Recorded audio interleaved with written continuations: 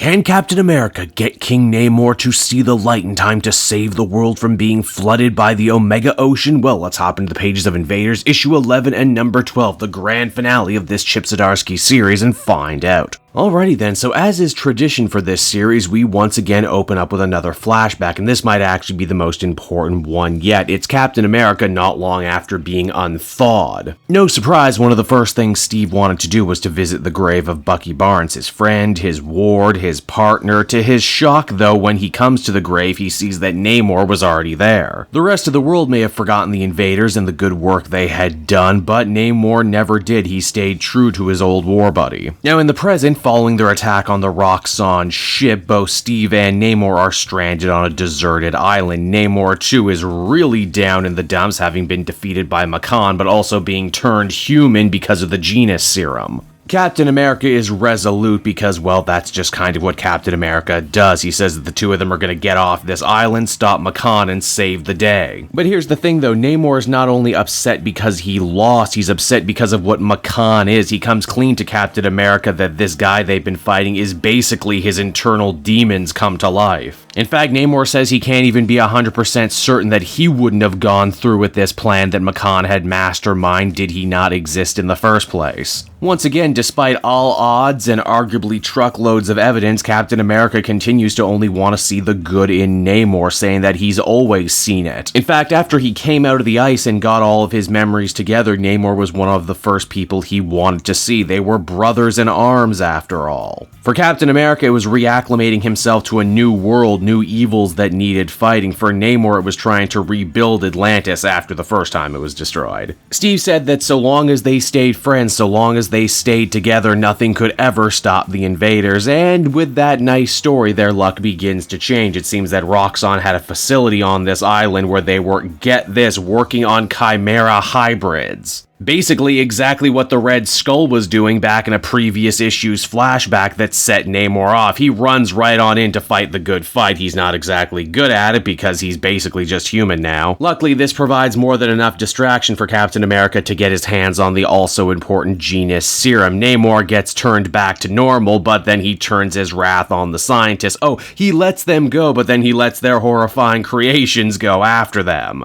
As Captain America is right to bring up, Namor doesn't see the irony in this situation. He was ready to kill the Red Skull back in World War II for doing basically what he's doing now. He's been messing with genes. He's been playing God. He's been putting innocent civilians in harm's way, everything he swore he would never do as a king and as a leader, and if he wants to stop Makan and save the day with the rest of the invaders, he's gonna have to pull his head out of his ass, and soon. And with that, we head into issue 12 in the big finale. As Namor explains Makan's plan, his plan, honestly, was to steal water from a parallel dimension, perhaps the dimension that Atlanteans were born on. Doing things this way in conjunction with Hydro Man's power would allow them to flood the entire planet, but they're not gonna do it right away, though. They instead want to drown the entire world with a rainstorm to end all rainstorms. This way, mankind will die slowly and be forced to eventually beg on hands and knees for the Genus serum to turn them all into Atlanteans so that they may survive. It's actually a pretty devious plan, and it might very well have worked too if not for the intervention of the invaders. Now, Makan, using the power of the Serpent's Crown, is ready for an attack. He summoned up pretty much all the horrifying sea monsters the ocean has to offer to protect him. Furthermore, no one can enter the force field that is protecting the machine that's doing all of the drowning, except for an Atlantean, of course, and now that Namor's back to himself, he's ready to charge right on in. Why, Captain America, in a sign of good faith, even hands over his shield to him. Sadly, the shield isn't enough to protect Namor from the Serpent Crown's mental attack. Namor gets taken over by Makan and sent to kill Captain America, and he might just have done it too, but get this. Namor is so arrogant, so pig-headed, and so stubborn, he's actually able to fight through the Serpent Crown's control and knock the crap out of Makan, ending the fight. The day might be saved, but now the hard part begins. Namor naturally wants to bring Makan back to Atlantis to face Atlantean justice, but the invaders say that the only way they're going to be able to square this with the world is that if they take Makan prisoner and send him to regular people jail. If it means saving the world, the proud King Namor is actually willing to look like an idiot here and get all all the Atlanteans hating him again. Both Atlantis and America also both vowed to destroy their genus serum, although you get the feeling they couldn't possibly destroy all of it. As the comic winds down, Captain America and his World War II buddies meet up for one last drink, minus Namor himself, granted. Steve says that while he may be a difficult man, impossible to like sometime, Namor is still very much his friend, his teammate, an old soldier, a vet, and someone that Captain America is going to continue to fight for forever. Even when, especially when, he stopped fighting for himself as the comic comes to a close. And so that was Invaders issue 11 and issue 12, everybody. The big capstone to Zdarsky's big Invaders epic. Arguably the best Invaders story they've told in years, and definitely the best Namor story they've told in decades.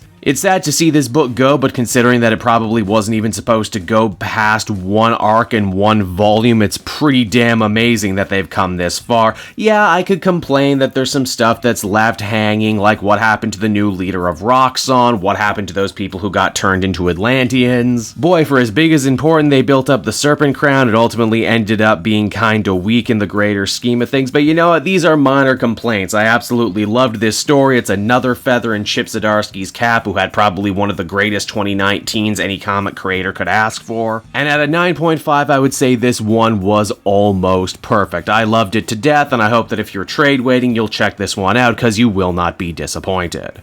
Hey there everyone, Cape Joel again, and I want to thank you so much for watching to the end of the video. As always, if you liked what you see, be sure to like, subscribe, comment. It really helps drive engagement and helps me out too. Also, if you are a patron, which you can become for as little as $1 a month, you will get exclusive content that no one else can ever see, and you'll get to see the Comic Multiverse podcast before anyone else too. You can check out all this and more down in the description. And until next time everyone, this has been Cape Joel, and I'll see you all next time. Cheers.